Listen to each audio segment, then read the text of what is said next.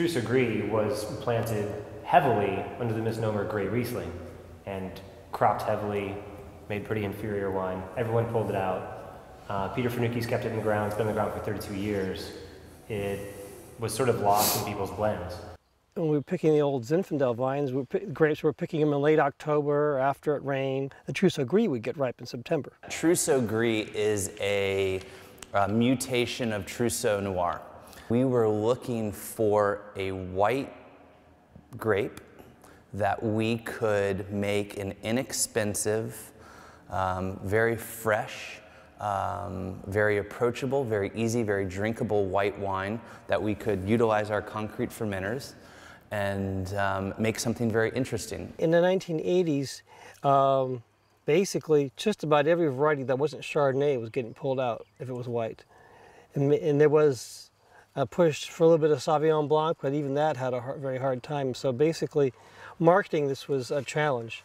For a while, we were going to some of the giant wineries for blending. It went into, I think, White Zinfandel on a big wineries program for a while. People tend to gravitate towards these, what they call esoteric wines, and in particular, drinking a lot of Trousseau and Pulsar and things from the Jura.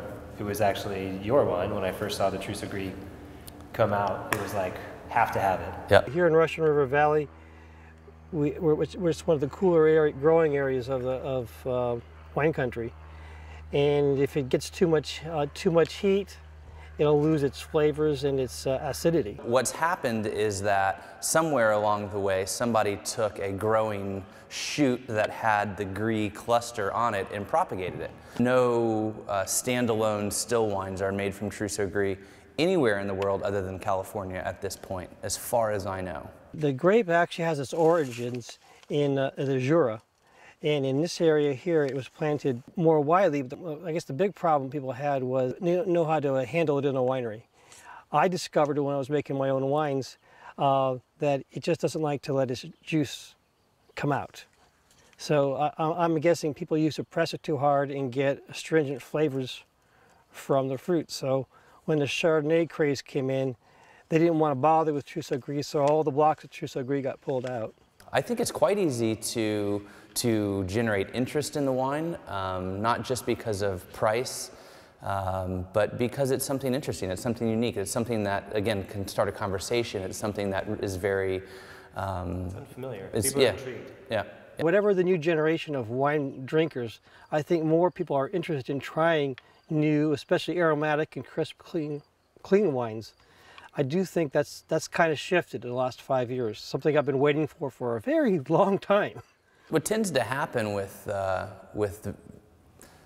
lesser varietals is they're picked into and kind of disappear into large blends. They can spread wines out. You have a $60 Chardonnay that needs a little acid. You find some inexpensive, unique variety that holds its acid. You use that. You spread it out. These things, if there isn't anybody making them, then they're just blended and disappeared away or torn out. This is California's only block of Trousseau Gris. There's 10 acres of it. There are a few vineyards here and there. You'll find smattering in old vine vineyards of a few vines here and there. But we're selling it now to like 5 different wineries. And each guy has a little bit different recipe. We ferment the Trousseau Gris entirely in concrete. So whether it is in the smaller non-blow eggs or the larger Sonoma cast stone eggs, the Trousseau Gris is only fermented in concrete. It doesn't see any wood or steel for the fermentation. The concrete just keeps it very pure.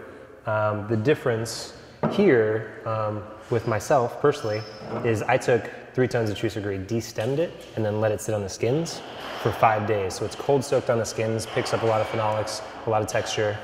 And then it's whole cluster pressed, fermented and aged in neutral puncheons, so in the larger barrels. So it just gets a little bit richer, more autumnal, just a totally different style. Exact same varietals, same rows, picked on the same day, everything, just made in 2 different ways.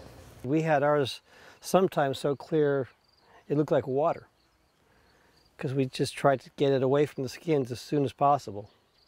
So you can see this one almost has a kind of a green, fresh, bright kind of characteristic to it, whereas this one has this really lovely melon kind of peachy quality to it, but still very, very bright and clear, with clarity, star bright clarity. It's actually, I think, a really good thing for a small winery, because if a small winery has another Chardonnay, they're the number 367th Chardonnay on the shelf, whereas you're one of very few Trousseau Gris.